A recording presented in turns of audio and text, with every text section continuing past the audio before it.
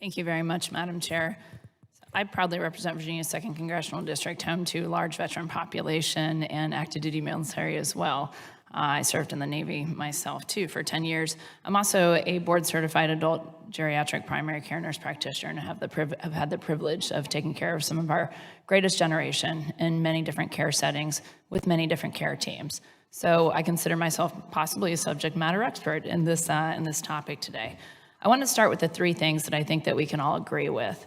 I think that we can all agree that we have a healthcare provider shortage. There's not enough of us, right, to give the care that we need, especially in the VA setting.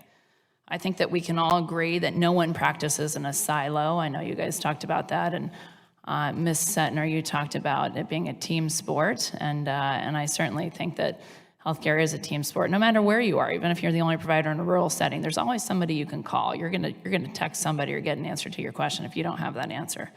And the third thing I think that we can agree on is that VA healthcare has much room for improvement. I've been in Congress for 9 months and have sat on this committee proudly and have listened time after time about veterans that come and different care organizations that come and tell me that VA healthcare is inadequate, 100%. We've got to do better for our veterans in a lot of different areas.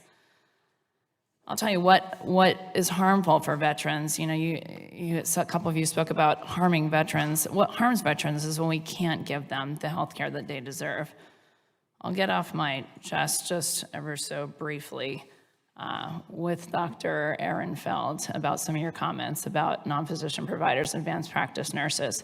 They were offensive to me personally, as someone who has worked with some of the greatest geriatricians in the world to take care of very vulnerable people.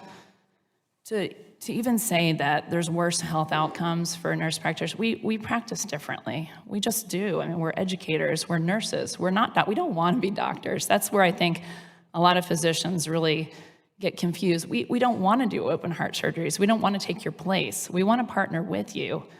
And that's where we need that recognition. And we fight day in and day out. You talk about that we have higher expenses, that because we order more tests, perhaps we're being more thorough, perhaps. And you want to talk about expenses, we are a cheap form of healthcare. Advanced practice nurses, we have to fight for the pay that we get. We aren't compensated, in my opinion, as much as we need to be. So be careful with the rhetoric you use in the companies that use it in.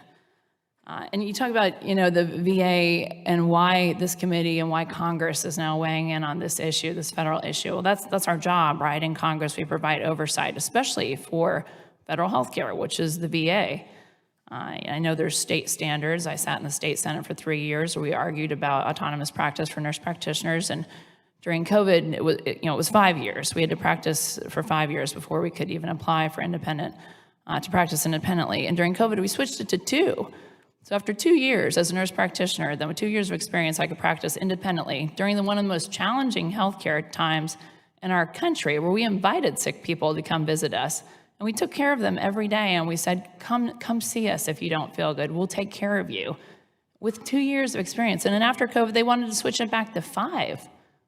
How can you even why is it different at different times? And I know, Ms. Setner, you talked about on the battlefield when nurse anesthetists could perform the same duties. Why is it different? Either we're going to do it one way or we're going to do it another way. But I wanted to again, talk about also kind of the eyes and ears argument. I know we have the optometrist and ophthalmologist. My dad is a Vietnam veteran. He was a Green Beret, and he only uses VA healthcare for 2 things. That's for glasses and for hearing aids. And so many of my patients, the same. Glasses and hearing aids are expensive. So if we don't expand these care teams, I've been a supporter of even expanding it to pharmacists, simple things. Within scope, I think that there's a discussion to be had about what's your scope of practice, but we've got to acknowledge that we need to expand our care teams, because we're struggling. Wait times, access to care, patient satisfaction, we are not there. So if we don't look at some of the obvious answers that are in this room, then we're failing our veterans.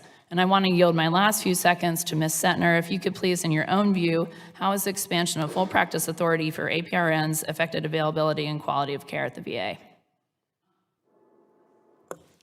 Thank you for the question. One thing I'd like to clarify that Dr. Murphy kept referring to was licensure. He never referred to our education and training. The education and training of CRNAs is exemplary. We are educated and trained to practice at the highest level. We are airway experts. To take care of the PAC patients, we can do that easily. As far as expansion of care, as I mentioned, Dr. Miller-Meek's facility in Iowa, they have the best team care model. They work independently of each other, and they take care of very sick patients. They have high acuity, and they're very complex cases, and they do it seamlessly. And they have invited members of Congress to come and shadow them so that they can see the work in progress. Thank you. My time's expired. I'll yield back.